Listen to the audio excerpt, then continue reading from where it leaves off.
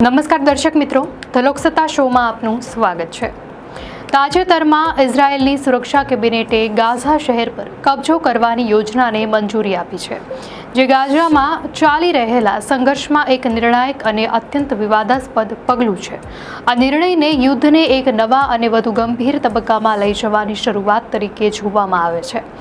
Gaza પટ્ટીના ઉત્તરીય ભાગમાં આવેલું આ શહેર યુદ્ધ પહેલા સૌથી વધુ વસ્તી ધરાવતું ક્ષેત્ર હતું અને લાખો પેલેસ્ટિયન લોકોનું ઘર પણ હતું। આ પગલાંથી માત્ર યુદ્ધની તીવ્રતા જ નહીં, પરંતુ માનવીય સંકટ પણ ખૂબ જ વધી શકે છે। સંયુક્ત રાષ્ટ્રએ ચેતવણી આપી છે કે ઇઝરાયેલના આ પગલાંથી મોટા પાયે બળજબરીથી વિસ્થાપન અને વધુ હત્યાઓ થઈ શકે છે, જ્યારે હમાસે ઉગ્ર પ્રતિકાર કરવાની ચેતવણી આપી છે।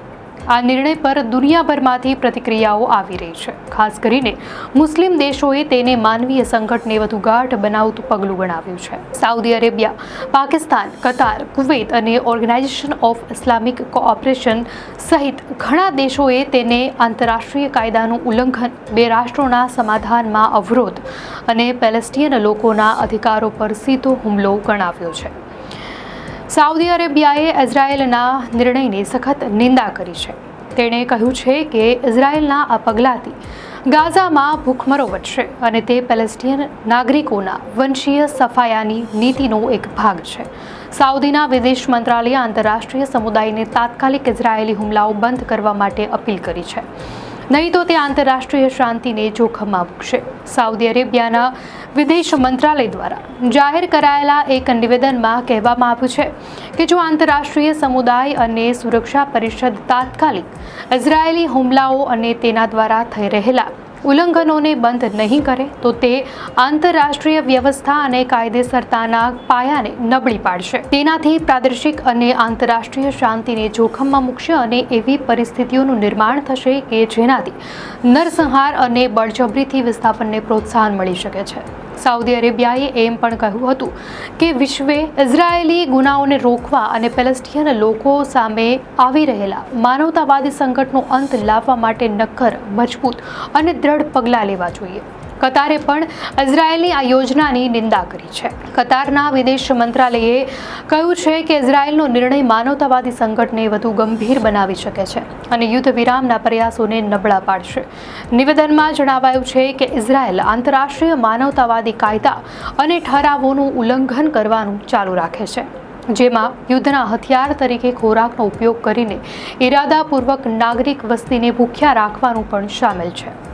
પાકિસ્તાનના વડાપ્રધાન શહબાઝ શરીફે કહ્યું છે કે આ નિર્ણય પેલેસ્ટિયન લોકો સામે ચાલી રહેલા યુદ્ધનો એક ભાગ છે, જે માનવીય કટોકટીને વધુ ખરાબ કરશે અને શાંતિની કોઈ પણ શક્યતાને સમાપ્ત કરશે। તેમણે જણાવ્યું કે આપણે આ સ્થિતિનું વાસ્તવિક કારણ ભૂલવું ન જોઈએ। ઇઝરાયેલનો પેલેસ્ટિયન ભૂમિ પર લાંબા સમયથી ગેરકાયદેસર કબજો છે। જ્યાં સુધી આ કબજો ચાલુ રહેશે ત્યાં સુધી શાંતિ એક સ્વપ્ન જ રહેશે। શરીફ વધુમાં કહે છે, અમે આંતરરાષ્ટ્રીય સમુદાયને અપીલ કરીએ છીએ કે તેઓ ઇઝરાયેલના બિનજરૂરી આક્રમણને રોકવા, નિર્દોષ નાગરિકોની સુરક્ષા સુનિશ્ચિત કરવા અને ગાઝાના લોકોને ખૂબ જ જરૂરી માનવતાવાદી સહાયનો પુરવઠો સુનિશ્ચિત કરવા માટે તાત્કાલિક હસ્તક્ષેપ કરે। તો બીજી તરફ કુવૈતે પણ ઇઝરાયેલી યોજનાને આંતરરાષ્ટ્રીય અને માનવતાવાદી કાયદાનું ઉલ્લંઘન કર્યું છે। તેણે કહ્યું હતું કે એ બે રાષ્ટ્રના ઉકેલની સંભાવનાને નબળી પાડે છે।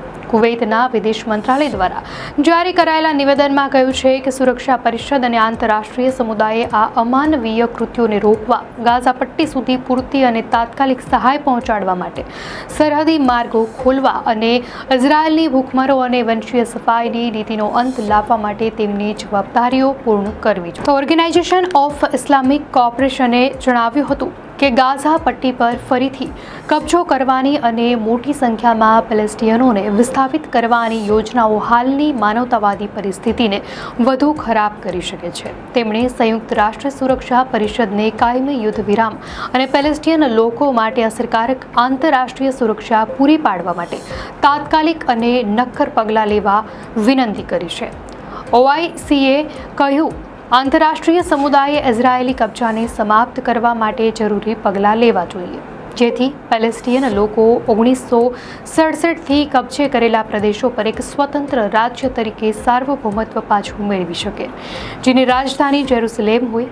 ઇઝરાયેલની આ યોજનાની માત્ર મુસ્લિમ દેશો જ નહીં પરંતુ બ્રિટન, ફ્રાન્સ અને કેનેડા દ્વારા પણ સખત નિંદા કરવામાં આવી છે. જર્મનીએ ઇઝરાયેલમાં લશ્કરી નિકાસ બંધ કરી દીધી છે, તો ઇઝરાયેલના સંરક્ષણ મંત્રી અઝરાએલ કાત્સે આંતરરાષ્ટ્રીય ટીકાને નકારી કાઢી છે અને કહ્યું છે કે ઇઝરાયેલની નિંદા કરનારા અને પ્રતિબંધોની ધમકી આપનારા દેશો અમારા મનોબળને નબળું પાડી શકશે નહીં. તુર્કીના વિદેશ મંત્રાલયે ઇઝરાયેલના હેતુઓ પર સવાલ ઉઠાવ્યા હતા અને કહ્યું હતું કે આ નિર્ણય પેલેસ્ટિયનોના અધિકારોની વિરુદ્ધ છે. તો નિવેદનમાં કહેવામાં આવ્યું હતું કે ઇઝરાયેલનો ઉદ્દેશ્ય પેલેસ્ટિયનોને તેમની પોતાની ભૂમિ પરથી બળજબરીથી વિસ્થાપિત કરવાનો છે. સંયુક્ત રાષ્ટ્રના માનવાધિકાર વડા વોલ્કર ટર્કે ગાઝામાં યુદ્ધ તાત્કાલિક બંધ કરવાની અપીલ કરી છે અને કહ્યું છે કે જો પરિસ્થિતિ વધુ વણસે તો તેના ગંભીર પરિણામો આવશે. તેમણે વધુમાં કહ્યું, જો આવું થાય તો મોટા પાયે બળજબરીથી વિસ્થાપન, હત્યાઓ અને બિનજરૂરી વિનાશ થઈ શકે છે. ઇઝરાયેલની આ યોજનાની માત્ર મુસ્લિમ દેશો જ નહીં પરંતુ બ્રિટન, ફ્રાન્સ અને કેનેડા દ્વારા પણ નિંદા કરવામાં આવી. ઇઝરાયેલી વડાપ્રધાન કાર્યાલય તરફથી એક નિવેદનમાં કહેવામાં આવ્યું છે કે ઇઝરાયેલી ડિફેન્સ ફોર્સિસ ગાઝા શહેરનું નિયંત્રણ લેવાની તૈયારી કરશે. આ નિવેદનમાં યુદ્ધનો અંત લાવવા માટે 5 સિદ્ધાંતો નક્કી કરવામાં આવ્યા છે. કેબિનેટ બેઠક પહેલા નેતન્યાહુએ કહ્યું હતું કે તેઓ ઈચ્છે છે કે ઇઝરાયેલ સમગ્ર ગાઝા પર નિયંત્રણ રાખે, પરંતુ નવી યોજનામાં ફક્ત ગાઝા સિટીનો જ ઉલ્લેખ છે. દર્શક મિત્રો, આ અંગે આપની શું પ્રતિક્રિયા છે અમને કોમેન્ટમાં ચોક્કસથી જણાવશો. અને જો આપને આ માહિતી સારી લાગી હોય તો વિડીયોને લાઇક કરો અને ચેનલને સબસ્ક્રાઇબ કરો.